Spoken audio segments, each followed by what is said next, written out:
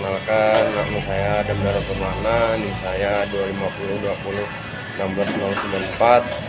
Di sini saya akan membahas tugas saya, yaitu ada dua tugas, yaitu yang pertama saya analisis kebijakan dana desa melalui pendekatan instrumental dalam meningkatkan pembangunan dan pemberdayaan masyarakat desa. Yang kedua itu ada workshop saya. Yang pertama, jelaskan konsep dasar instrumental. Dua, apa kelebihan dan kekurangan. Tiga, analisis atau kebijakan publik di Indonesia dengan instrumentalis. Empat, faktor apa yang mempengaruhi proses instrumental dalam kebijakan. Yang pertama yaitu latar belakang saya analisis kebijakan dan dana desa merupakan salah satu program unggulan pemerintah yang bertujuan untuk mempercepat pembangunan di wilayah pedesaan sekaligus mengurangi kesenjangan antara desa dan kota. Melalui kebijakan, pemerintah menyalurkan anggaran secara langsung ke desa agar dapat dimanfaatkan untuk membangun infrastruktur, pemberdayaan masyarakat, serta peningkatan taraf hidup warga desa. Kebijakan juga menjadi bagian dari upaya desentralisasi, di mana desa diberikan kewenangan yang lebar luas untuk mengelola potensi dan sumber daya yang dimiliki secara mandiri. Namun dalam praktiknya, pelaksanaan kebijakan dana desa masih menghadapi berbagai kendala. Beberapa di antaranya adalah keterbatasan kapasitas aparatur desa, kurangnya keterbukaan dalam pengelolaan anggaran, serta belum optimalnya sistem pengawasan. Selain itu, keterlibatan masyarakat dalam proses perencanaan dan pelaksanaan program juga masih tergolong rendah. Oleh sebab itu, diperlukan pendekatan kebijakan yang lebih fleksibel dan realistis, salah satunya melalui pendekatan instrumental yang menekankan perubahan secara bertahap dan berkesinambungan. Pembahasan pendekatan instrumental dalam kebijakan dana desa tercermin dan melaksanakan program yang dilakukan secara bertahap dan berkelanjutan. Pemerintah desa umumnya tidak langsung menjalankan program dalam skala besar, tapi memulai dari kegiatan yang sederhana seperti pembangunan jalan desa, perbaikan saluran irigasi, pengembangan usaha melalui badan usaha milik desa BUMDes, serta menyelenggarakan pelatihan keterampilan bagi masyarakat. Dengan cara ini, setiap tahap pelaksanaan dapat dievaluasi sehingga kekurangan yang ada dapat segera diperbaiki pada tahap berikutnya. Hal tersebut menjadi kebijakan lebih adaptif terhadap kondisi di lapangan. Perencanaan dan pelaksanaan. Sementara pendamping desa memberikan dukungan teknis agar kebijakan dapat berjalan sesuai dengan ketentuan yang berlaku. Pelaksanaan pendekatan instrumental juga tidak terlepas dari adanya kompromi di antara para aktor kebijakan. Perbedaan kepentingan, kebutuhan, serta keterbatasan sumber daya sering menuntut adanya kesepakatan bersama dalam konteks dana desa. Kompromi tersebut biasanya dilakukan melalui forum masyarakat desa yang melibatkan berbagai pihak untuk menentukan prioritas penggunaan anggaran. Proses ini bertujuan serta keputusan yang diambil dapat diterima oleh semua pihak meskipun belum tentu semuanya deal. Selain itu, pendekatan ini juga bikin aparat desa dan masyarakat jadi lebih terbiasa terlibat dalam pembangunan. Mereka jadi belajar bareng, mulai dari perencanaan, melaksanakan, sampai mengevaluasi program. Jadi bukan cuma hasil pembangunan yang penting, tapi juga proses belajar masyarakatnya. Tapi tetap saja pendekatan ini juga harus dijalankan dengan serius. Kalau tidak ada evaluasi yang jelas, program yang sama bisa saja terus diulang walaupun sebenarnya kurang efektif. Makanya penting ada laporan terbuka dan evaluasi rutin supaya pembangunan benar-benar berkembang, bukan jalan di tempat. Secara bertahap kemungkinan adanya evaluasi dan perbaikan yang berkelanjutan sehingga kebijakan dapat berjalan lebih efektif. Namun demikian, pendekatan ini juga memiliki kelemahan seperti proses perubahan yang relatif lambat serta adanya kompromi yang terkadang mengurangi ketegasan dalam pengambilan keputusan. Selain itu, keberhasilan pendekatan ini sangat bergantung pada kualitas aktor.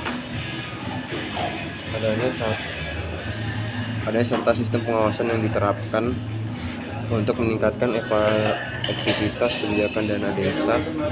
Beberapa langkah perbaikan perlu dilakukan. Pemerintah perlu memperkuat kapasitas aparatur desa melalui pelatihan dan pendidikan yang berkelanjutan. Transparansi serta akuntabilitas dalam pengelola dana juga harus ditingkatkan guna mencegah terjadinya penyalahgunaan. Selain itu, partisipasi masyarakat perlu didorong agar lebih aktif dalam setiap tahap kebijakan, mulai dari perencanaan hingga evaluasi. Penguatan ada sistem pengawasan baik dari pemerintah maupun masyarakat juga menjadi hal yang penting. Dengan upaya tersebut diharapkan kebijakan dana desa dapat memberi dampak yang lebih maksimal dalam meningkatkan kesejahteraan masyarakat desa. Selain itu, penggunaan ideologi juga perlu ditingkatkan, misalnya untuk transparansi anggaran dan laporan kegiatan. Dengan begitu, masyarakat bisa ikut mengawasi dan kepercayaan terhadap pemerintah desa juga meningkat. Kesimpulan dan kritis rekomendasi: pendekatan instrumental dalam kebijakan dana desa memiliki keunggulan berupa fleksibilitas serta kemampuan untuk menyesuaikan diri dengan kondisi di lapangan pelaksanaan program atau perencanaan komprehensif.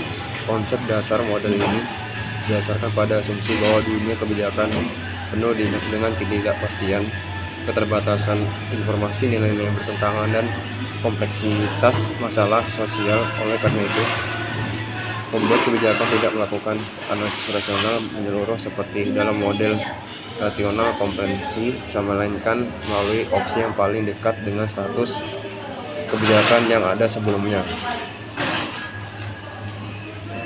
Di sini saya akan membahas worksheet saya, yaitu yang pertama, jelaskan konsep dasar model instrumental. Konsep dasar model instrumental yang dikembangkan oleh Charles Latham pada tahun 1959 dalam artikelnya The Rage of Moving Forward merupakan pendekatan pengambilan keputusan kebijakan yang menekankan perubahan bertahap dan kecil-kecilan daripada reformasi radikal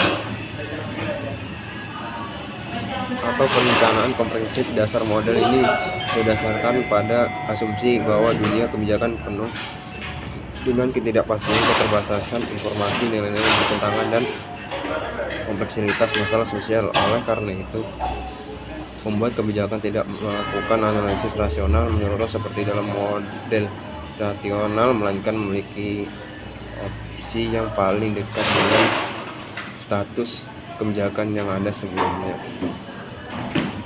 Yang kedua, apa kelebihan dan kekurangan?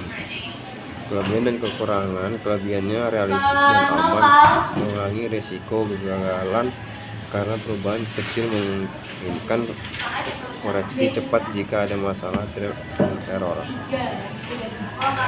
Dan kekurangannya itu lambat dan tidak radikal, sulit menangani kasus mendesak atau masalah struktural dalam misalnya ketimpangan ekonomi, mempertahankan status internal korupsi atau ketidakadilan yang sudah ada. Kurangnya sisi jangka panjang, tidak mendorong informasi lebih besar atau perubahan sistematik.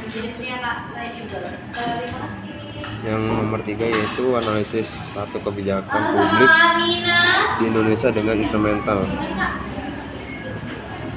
Kebijakan dana desa DD merupakan contoh nyata peranan model instrumental di Indonesia yang dihancurkan melalui Undang-Undang Nomor 6 Tahun 2014 tentang desa yang diimplementasikan mulai tahun 2015 sebagai bagian dari program pemerintahan Joko Widodo. Jadi dialokasikan dari APBN untuk pembangunan infrastruktur dan pemberdayaan masyarakat desa dengan besaran yang terus meningkat secara bertahap, yaitu 20 triliun 2015, 46 triliun 2016 hingga 70 triliun 2022 dan 71 triliun 2024. Dan yang terakhir, faktor apa yang mempengaruhi proses instrumental dalam kebijakan?